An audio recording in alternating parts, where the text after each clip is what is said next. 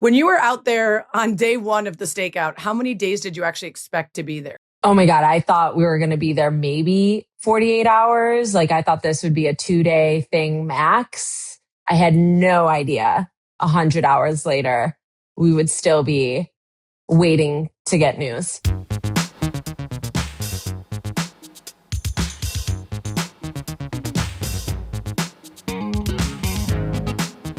For the first time in Good Game with Sarah Spain history, I'm joined by 4 guests. If you count me in, we can field one genuinely washed hoop squad. First, she covers college basketball on the WNBA for ESPN. She's a Stanford alum. She loves a pancake, and she's been spotted loitering around 5th Avenue and 37th. It's Axxi Philippou. Joining her, she covers women's sports for Front Office Sports. She's an Iowa grad. She loves a good thrift store find, and she's been known to lurk on the street with a slice of Domino's in each hand. It's Annie Costabile. Joining them, he's an AP basketball writer who's covered the women's game for nearly 20 years. He's a member of the U.S. Basketball Writers Association Hall of Fame class of 2025, and he spends his nights at hotels, but he never has a room. It's Doug Feinburg. And finally, she's a women's hoops writer and podcast host for the 9 Sports. She loves a full send on Halloween, and she gets paid to be a stage 5 clinger. It's Jackie Powell. Hi, guys. Together, they're the Langham Four, so named for the nights they spent together outside the Langham Hotel in New York, staked out and waiting for the WNBA and Players Association to come to terms on a new collective bargaining agreement. They put sleep, social life, and sanity on hold to bring the people the news they were waiting for. The deal is done. Thanks for joining us. Thanks for having us. Excited to talk to y'all. Alexa, can you explain the origin of the nickname, the Langham Four? Well, I don't want to totally take credit, but I do believe I was the one who renamed our group chat the Langham Four. But really it became that because the beginning and the end of this whole journey, when we were staking out these CBA meetings, we were at this very nice hotel called the Langham Hotel on 5th Avenue. And it was really full circle that's where the CBA got determined, and it was where we started. And now you've got merch. One and now we've got merch courtesy of Doug and Doug's friend.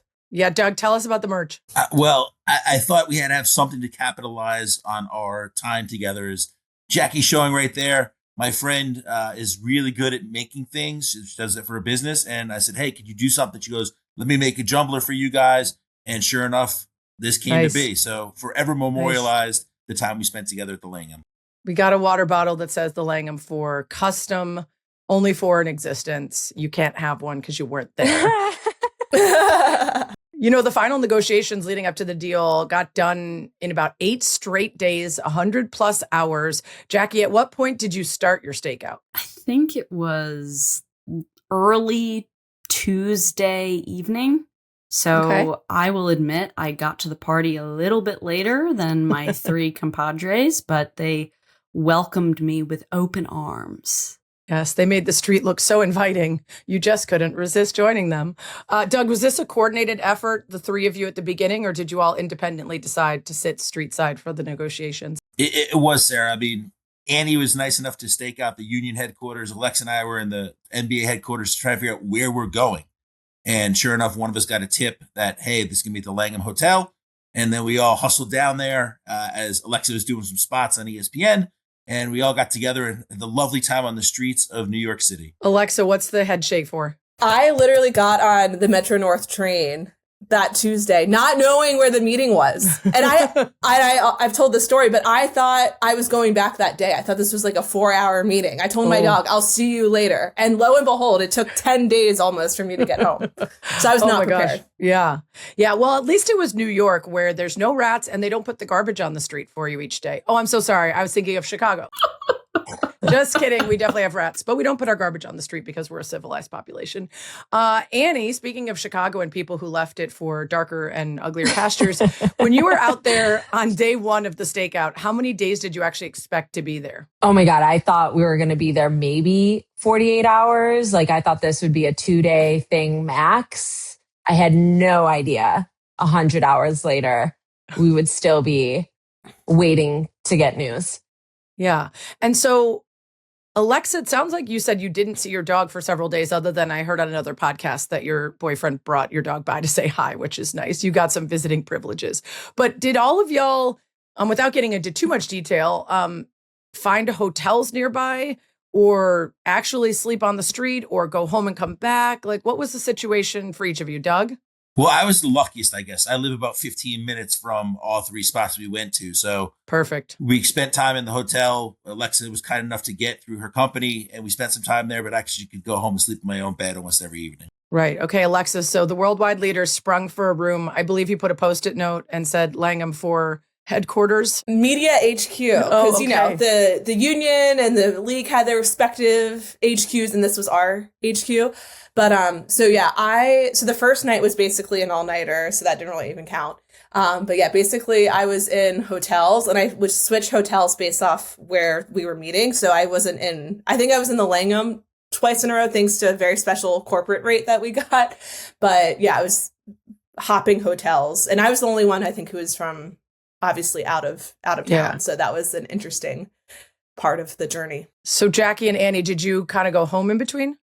Yeah, we both actually live in the same neighborhood in Brooklyn. So we, after the first night, headed back our way. After the first full night. And then one night, my company ended up springing for a hotel room at the Langham, and we didn't get the corporate discount. So I do have to shout them out, because that was a huge, a huge investment by them.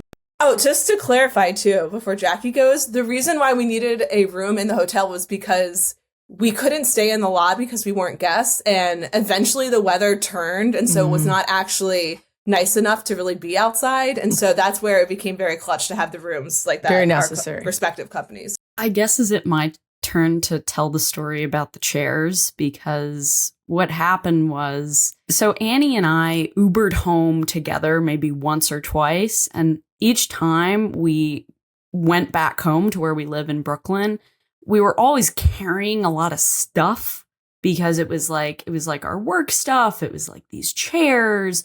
It was extra food that certain godparents got for us.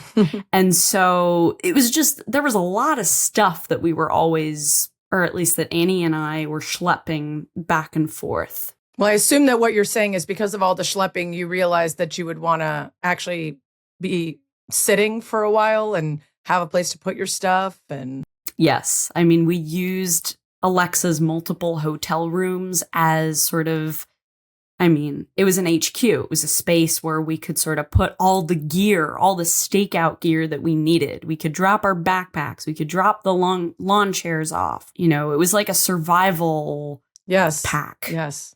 It also made it feel more permanent that you were setting up shop and you weren't leaving until a deal was done. You weren't just going to stand there. You were going to sit there as if it was your living room and you were waiting for them to emerge. This is just a fun one for all of you. Just yell I if you had any friends, family, or loved ones reaching out with actual concern about lack of sleep or hanging out on the street. I. Great. Jackie is raising her hand instead of yelling I, but she does have people who care about her too. They all had people who care about them that were worried about their sanity and well-being on the street. You also had pizza. You had snacks delivered. There were a lot of benefactors. So tell me about like some of the deliveries that you got, Doug, while you were staked out. We had a lot of fairy godparents, is how we like to phrase it, that were nice enough to give us coffee, cookies, donuts, pizza. Although, as a native New Yorker, I'll say it, I was insulted that Domino's is what we got. That's what I said. You can't use Domino's. You're in New York. Find something what are we doing? That's good, right? I mean, you can argue New York pizza, Chicago pizza, but Domino's isn't even close to either of them. So, I mean, I was like, Doug, we should just be grateful we're getting something. Like, Doug was really throwing a fit about this. And I'm like, we're getting food. Like, just be grateful. Yes. I mean, to be fair, Domino's is fine. It'll do in a pinch, and beggars can't be chooser. And you guys were basically beggars.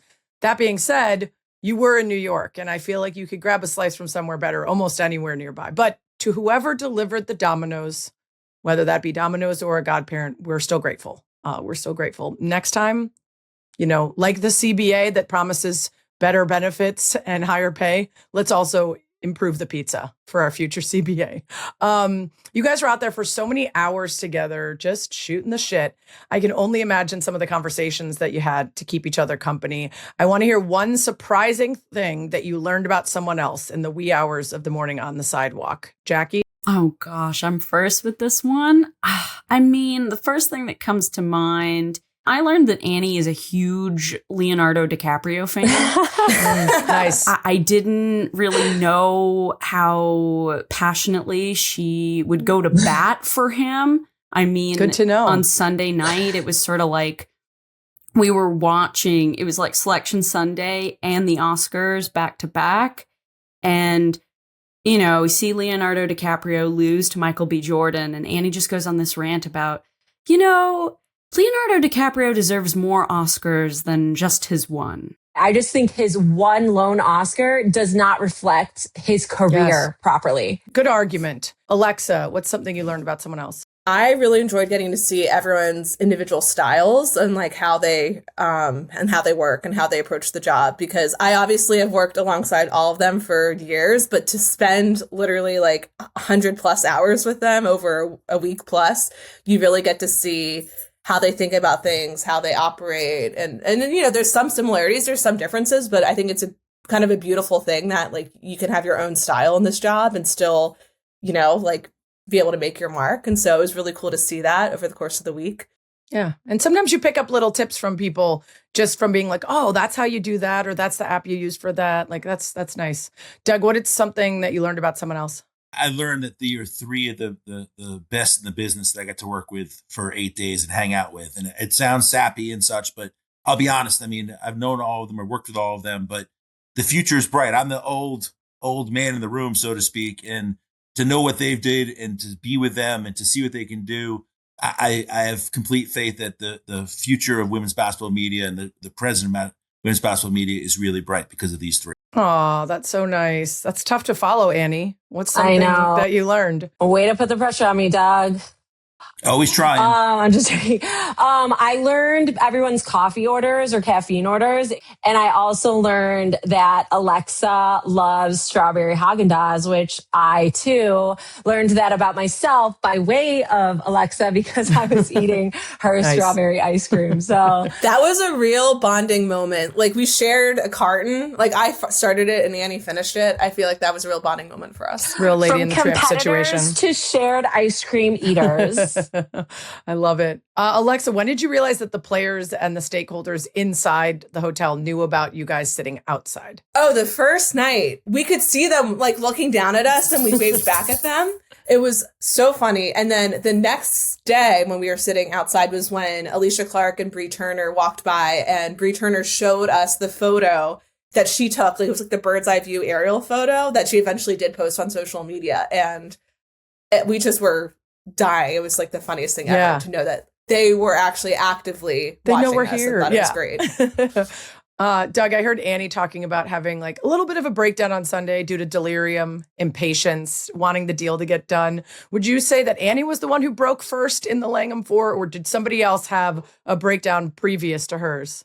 Well, in Annie's defense, she wasn't feeling well and she was sick the next night. So I think it was the start of that coming on.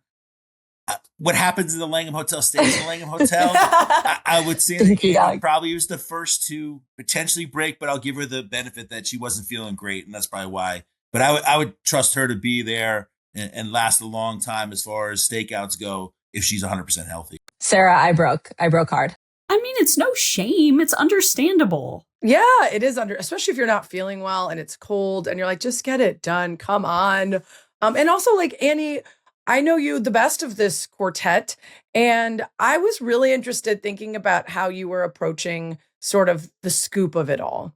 How did you handle the desire to quote unquote win the story while also understanding that it was way better to be going through this with friends than if you were sitting outside the hotel by yourself for 8 days? Yeah, I really appreciate that question because I think it's something that I sometimes feel misunderstood in that I am by nature like very competitive, and I don't feel like we should hide that, especially as women. Like I like to fully embrace it and almost kind of amp it up more to just exemplify like we can be competitive with each other and still be friends. And so when we came into this, obviously that starting point, it was so interesting because to Doug's point, we were trying to figure out where the meeting was. And I remember even at that point, I called a colleague back in Chicago and I was like, dude, this is so hard because we're going to be in this together, but we're competitors. Like, how do I handle this? And he was like, listen, this is a CBA negotiation and you guys are going to go through this whatever happens together. He's like, so, embrace that. And I did, but I also am not a good liar in the sense of like, I couldn't pretend like I didn't want to win. I couldn't pretend like I wasn't in it to try to the best of my ability to get the ultimate scoop. And again, out of love and respect for these three who I consider friends, I'm like, I just got to be transparent about that. I remember at one point I broke and I was like, you guys, like, what are we doing? At the end of this, someone is going to get the breaking news. Like, do we really all think we're all going to get it at the same time? And so it was hard. And I really appreciate these three for like seeing me and understanding me and not thinking less of me because of my like competitive style. That's the job. And it's part of the reason why I've never particularly been interested in being a beat reporter, because I like to collaborate and like lift everyone. And I have trouble sometimes with the competitive nature of it. And also the ephemeral nature of like, oh, good, I broke it. And then within 30 seconds, everybody's going to aggregate it. And I did all that work so that I could be the one who said I had it. It's just a hard thing to do. And Alexa, you work for the worldwide leader. I'm still part-time at ESPN, but I was full-time there for like 13 years. I know how much there is a desire to have this information that nobody else gets, to be the ones who are owning the space. Knowing that you were all working for different outlets, how did you sort of handle the balance of camaraderie versus competition?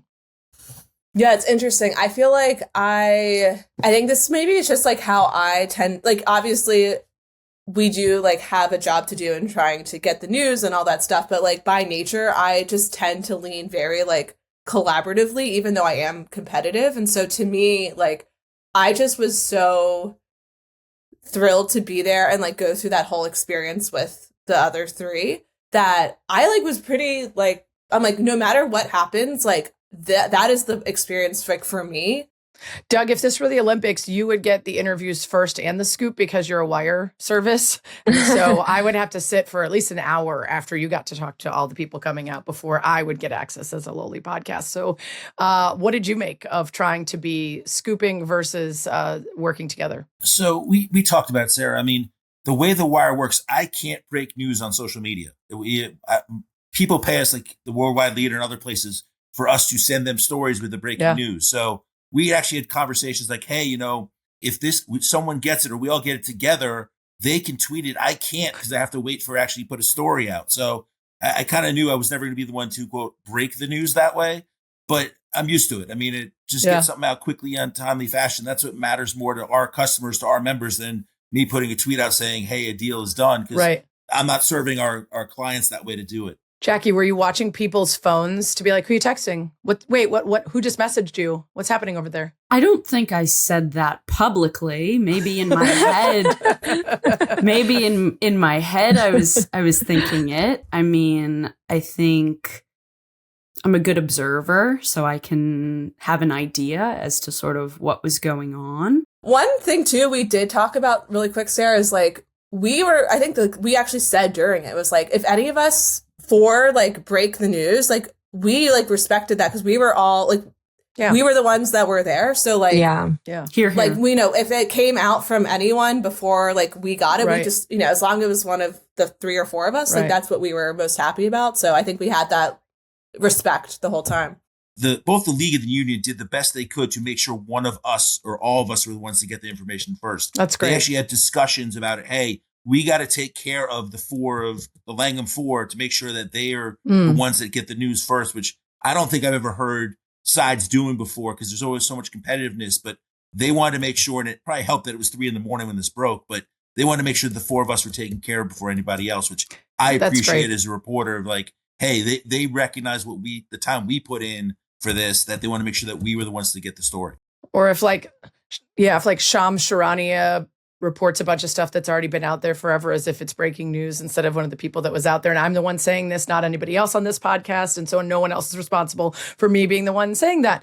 Okay, Doug, quick question for you. You've been reporting on women's basketball for so long, including multiple other CBAs. And I wonder how this compares to your previous experience in terms of interest and everything else. I mean, it was night and day, to be honest. The last CBA in 2020, they had it done and ratified before anyone even knew about it. And I don't want to say no one cared, because people cared, but there was not the heightened interest that there was for this CBA. The standpoint, there was no one staking out the headquarters. No one knew when it was actually done. They kept a secret for 3 weeks. So, I mean, from that standpoint, it was completely different. I replied to Alicia Clark's post where she included a photo of y'all. And I was like, I love that you included the journos, because it was like a massive marathon for them too. And not always will they be appreciated for that. Jackie, how does the new CBA that the league and the union agreed to compare to what you expected? Anything major that you were like, oh, this is not what I thought we would end up with? That's a hard one, just because so much of some of the, like, for instance, the 2 additional developmental players, there were a bunch of things that we sort of knew was going to happen. You know, now it's obviously official. I think for me, the one surprise is the revenue sharing component of this, in that it's not really clear right now. And one of my colleagues, friends here can correct me if I'm wrong, but it's not really clear what the system was. I mean, we've heard from Nneka Ogwumike hop on to Chiney's new digital show, I think called Chiney Today. And Nneka sort of said like, oh, you know, the league really listened to us. And they said, wow, your revenue share system is actually so much less complex than ours. And so I think I'm just really surprised that those really tough conversations went apparently more the players' way. Like, what I really want to understand is, how did we go from being so far apart on these very like ideological types of differences when it comes to revenue share? How did we go from there to coming together here? Right. I mean, for me, it's pretty obvious. It's the NBA, as usual, pretending like they don't have enough money to pay the players, and the players finally having enough leverage to be like, screw you, and then still somehow going from 40% down to 20%, which to me is still a major loss. I'm interested in the details of the revenue share. I know on the NBA side, it's technically basketball-related income, which isn't exactly the same as gross revenue, but the NBA players since a 1983 landmark CBA have been getting somewhere around 50% of a revenue split with the league, and somehow 40 years later, we're still acting like the women don't deserve to share in the success of their league the same way the men do. So to me, that was just like the players finally being like, we call you on your bullshit. There's absolutely no way we're settling for net revenue again, especially with the escalators based on things that we can't control, like last time when COVID just basically wiped them out until this very last season when they finally got a percentage. I wanted to ask about that, Annie, because 20% is better than taking net revenue percentage, but I'm still very frustrated by it. And I wonder if there are any details yet to let us know whether it's just a straight 20% of gross or maybe something more creative. So we still, to Jackie's point, those details have been vague about what exactly that system is. But what we do know is it's a 20% average over the life of the deal. I think, to your point, it's interesting when you consider how far the union moved and how little the league moved. And you could definitely argue where the union started was, this really lofty goal. And so they needed to move more.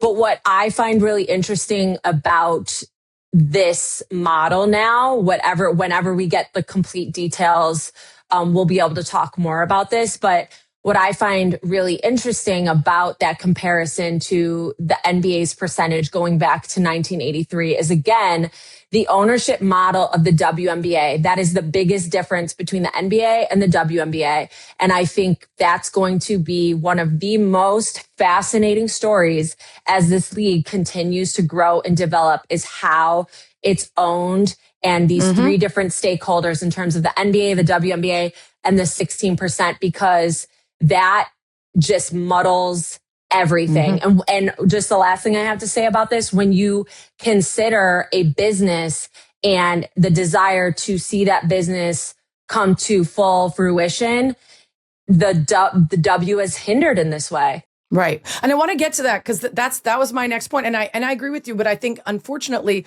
it should not be the players who are paid less because the ownership structure splits more across those three entities. That's them, diluting their equity in pursuit of an improved investment at one point. That should not be something that the players get a smaller percentage as a result. Because I heard someone say to me, oh, the ownership structure is different and that's why. But to me, 40% wasn't lofty. It was in fact the expectation that they would take 70% of net revenue from the WNBA side that was more insulting that they needed to move off to. So Annie brings up a great point, which is the split.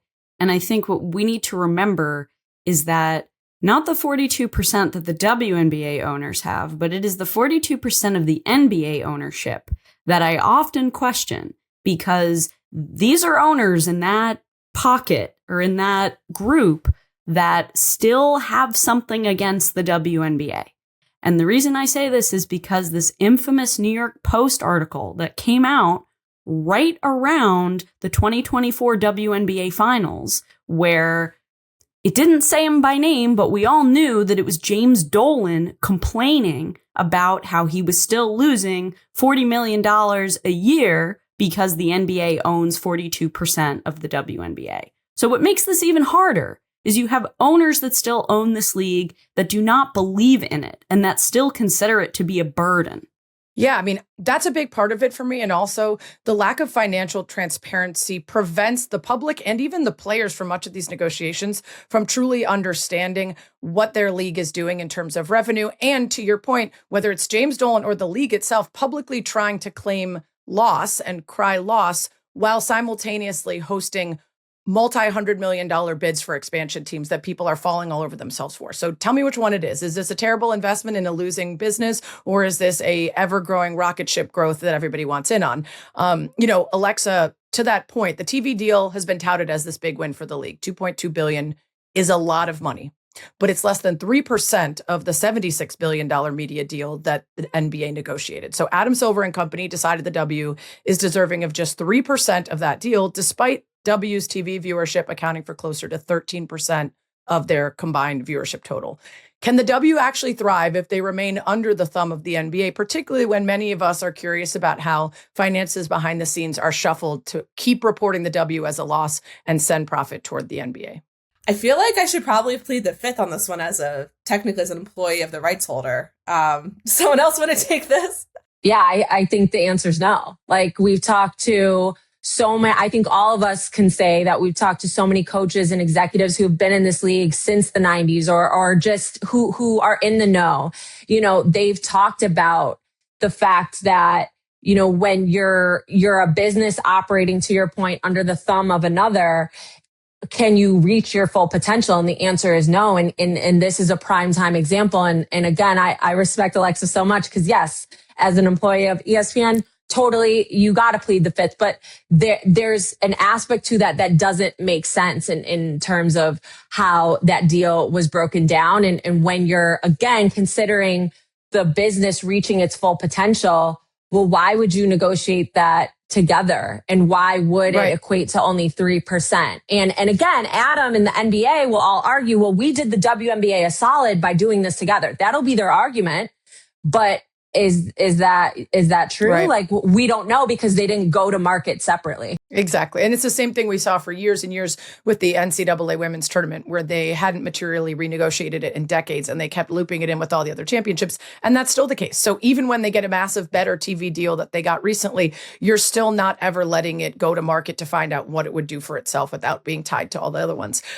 Yet I think, I don't know, I wasn't in any of the rooms. I wouldn't blame ESPN for however it happened. I'm saying the NBA is the one who decided to take the deal they made and allocate a certain percentage to the league.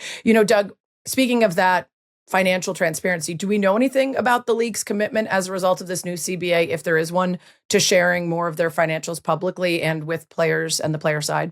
I mean, I'll be honest, Sarah, I don't think that it's going to change much. It hasn't in the past. They did give their books to the union side at some point during the negotiations. The league did, not individual teams. So I think that's as transparent as it will get. I don't think any league gives out its financial information to players, to the public, so to speak. So I'd be surprised if anything changes in the near future for the WNBA or any league for that matter. Alexa, during these negotiations, the league claimed they would lose $700 million a year if they gave up 30% of gross revenue. And then when it was 27.5%, they'd lose like $460 million. I tried to do the math on 20%. I don't know where they were mathing from, so I didn't know the number to go from. But let's just say that they still would probably claim a massive loss during negotiations when being asked to give up 20% of gross revenue. But now that negotiations are done, do you think if you ask the league how confident they are in their business, whether it's a good investment for expansion teams and sponsor, that they would be talking about losses, or will we not hear about those major losses until we're back to negotiations again? Yeah, it's interesting because that was a huge back and forth. I remember first reporting that in December, and one of the big sticking points about how those losses were calculated, or if you were on the union side saying that those were BS, was whether or not expansion fees were factored in. The league did not consider expansion fees as like actual net revenue. And the union was saying, hey, that's money that's going in owners' pockets. So that's a question that, like, if we were able to talk with Kathy right now and talk with the union side, I think would be really interesting to see like where they netted out on that. Is like, that's an inside joke for the Langham Four. But basically, like, were expansion fees factored in, and then how do those, what basically the losses, what that 20% of rev share, like, does it actually factor in gross? Of course, I tried to ask, this was 3 a.m., so it wasn't my most articulate answer, Kathy and Wilbert, basically, when the deal was done, like what it meant that, the partnership of like this deal with the league and the players union, and like what it meant from like a standpoint of the business. And she said it was a fair win-win in her words. I don't expect that they would say they expect losses at this point, but behind the scenes, what does this deal show? Is it showing something more along those lines? Is it showing, the owners are still in a good place to invest in the business? I think that all remains to be seen. All right, Doug, speed run on 2 items. One of our slices, Anna Wolak, re-upped these elements that I'd kind of forgotten to dig into. So if you know anything about them, any major changes to prioritization? They actually haven't said anything about that. So no answer. And then did they finalize that mandated college combine idea that they wanted? That's another good question. As we said, we had maybe 15 minutes with them after they announced it. But the term sheet doesn't seem to show anything on that. Okay. Cool. I'm sure they're finalizing it over the next couple weeks or so when they actually write the CBA, but I'm sure those two things are important to both sides to get out there when it's actually official. Yeah. Couple more questions for y'all. Jackie, do you know anything about how the reporting might change for this league, particularly because they were so grateful to you for all your coverage here? Are they going to improve media access, shoot around, every player's available, full post-game locker room access? Sarah, that is a wonderful question that you just asked. And to be quite honest, we don't know that for sure. But what I will say is that there have been some conversations about changing the current rules. And I think all of us can really speak about how this experience really allowed for us to make these human connections. And I think that is something that continues to be lost in, and it's not just the WNBA. I've heard some interesting stories on the NWSL side when it comes to media access and just sort of this lack of understanding about what our job is and how it's really important for us to actually be able to talk to these players, coaches, executives as humans and to really build those relationships. You can't build them unless you're in the room with them. I mean, the fact that, Alicia Clark posted us on her social media. I mean, that was how I took that. That was a sign of respect. And Brianna Turner being so invested in the fact that we were sitting outside in those chairs. I mean, that just showed me that they have a respect. I mean, it's interesting. And I think this goes into an interesting story about our first night, in that on night 1, the players sort of left out a side door of the Langham Hotel. And it was a little frustrating for us because we essentially pulled an all-nighter. We were up until 5 or maybe 5:30, almost 6. And we didn't get to talk to them. And there was a lot of frustration. And we sort of communicated that frustration in a diplomatic way, of course. Annie. But I mean, I was diplomatic to the best of my ability. I said you were. I didn't say you weren't. And I think that message came across because once the players and even some of these executives understood what the purpose of this was, right. I think there was a shift in tone. And I mean, you had both sides really making an effort to try to make this coverage professional level coverage. I think it's necessary if you're asking for what the league wants in terms of media coverage and rights deals. And if your players demanding that you're treated more professionally, then you have to accept that part of that is your relationship with the media. And I do think that the league at this point might be frustrated with some of the media, myself included, but the Players Association certainly should feel indebted to the work done by the media to help tell their story, because the players were the ones who had the leverage here and were so wrongly on the side of the previous deals when it comes to revenue and everything else that if there weren't such great coverage of this, it might have been like what Doug talked about before, where people aren't paying as much attention and they aren't pushing back and they aren't, the court of public opinion was very powerful for the players on this one. And the PA did a good job of harnessing that, but also I think it was so obvious. I just have to add, someone's got to be the bad guy here in terms of setting the standard within the media ecosystem. And no one really wants to be that person that sets a standard in terms of who gets locker room access. This whole idea of tiered access, which Sarah, I know, having covered like Bulls games in the NBA, is that, it's not easy to get a Bulls credential. You have to have hit a certain mark. You have to go through this whole process to get approved. And the W doesn't want to do that. And I think that could answer a lot of questions as to whether locker room access is in the future. Is like, someone's got to be the bad guy and someone's got to be like, hey, you only get locker room access under X, Y, and Z circumstances. And it will be snagged so quick if you don't operate at a professional standard. Yep. Yeah. And I think also like there can then be those efforts to be made for smaller publications and up and coming people in specific moments. Instead of just saying nobody gets it because we don't want to deal with this, you still have to have that expectation at the highest level. And I think that the media has caught up in a way that requires it at this point. Yeah. Okay. Last couple things. Doug, future of Kathy Engelbert. What do you see? I thought, she was a winner in this whole negotiation. She was one who was actually advocating for the players to get what they wanted in a lot of different areas from what I've heard. So I think she came into it in a bad spot. Obviously, all the talk of the players not respecting her, not liking her, fees comments from last year. I think Kathy came away as a winner. Does that mean she'll keep her job? That's up to her in some aspects. I'm sure that there'll be discussions about it. But I thought she came through with really good situation coming out of a really tough negotiation. Yeah. Couldn't have gone backwards really after that Nafisa Collier exit interview. Annie, I think your face had a different answer.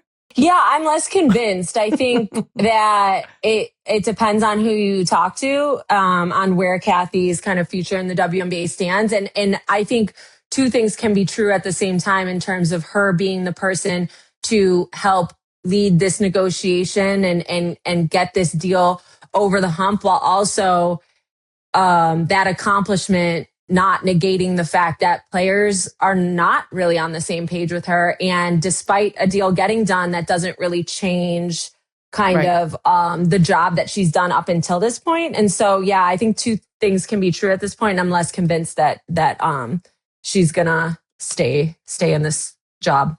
Alexa, everyone's going to walk out of here, project happiness and confidence, satisfaction with what they won in the deal, because that's sort of necessary.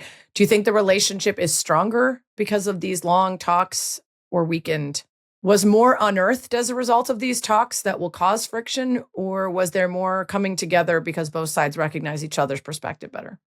That's like a really tough question. I think that it remains to be seen a little bit. Yeah. To me, when the dust settles and the weeks, I can at least speak for myself. I'm still recovering from the negotiations. I'm sure the players, the league and all them, they're still kind of getting their head back above the water. And I'm very curious, now that it's actually more official and formalized, I want to see how they are, are they doing a joint press conference, Terry and Kathy, or Nneka and Kathy, and able to present this as a united front and pick up on what the vibes are there. So I think it remains to be seen, like, and where the dust settles. Okay, last question for you, Annie. Will this deal feel current enough in 4 to 5 years?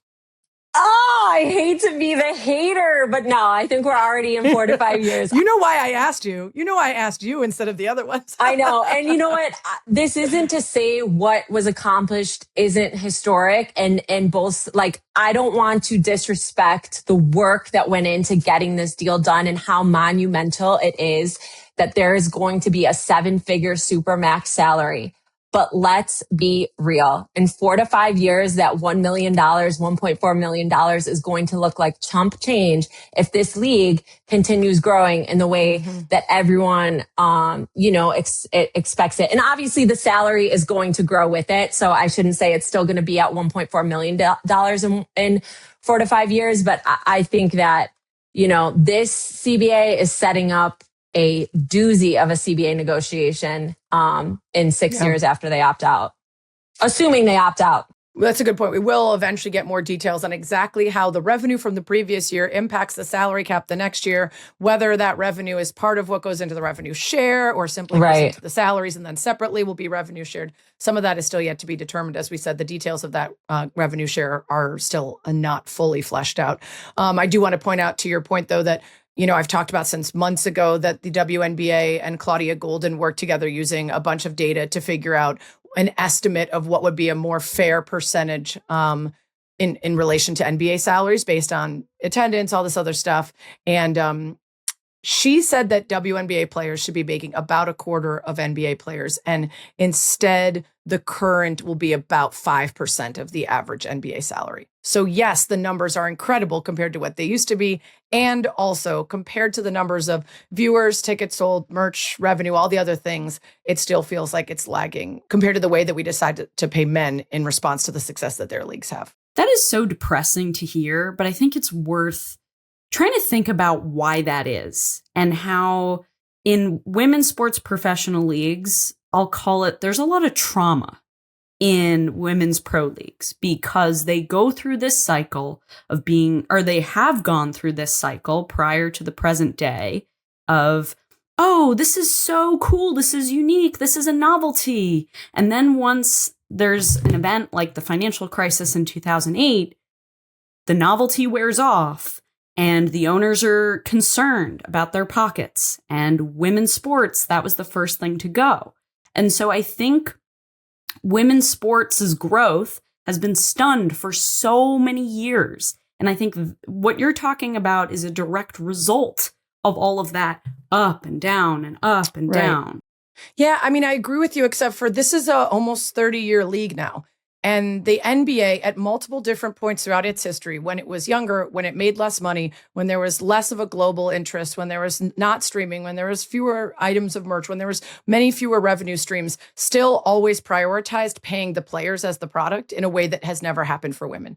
And the constant belief system that men are paid on potential and women are paid on past performance with an eye to that previous trauma is bullshit. And we have to stop applying different rules to women's leagues than men's because we will keep funding the XFL 85 times over, no matter who gives a flying about it, while we point to previous women's leagues that have failed in the past with zero coverage, zero media investment, zero treatment like a startup, which is what a new league is, so that when they fail, we're like, see, the product was bad. That's never been the problem. So we have to stop reacting to the current leagues who are built completely differently as if they're going to fail in the way of the previous leagues. And the NBA and the WNBA are counting on us viewing this league in this year the same way that we viewed everything before.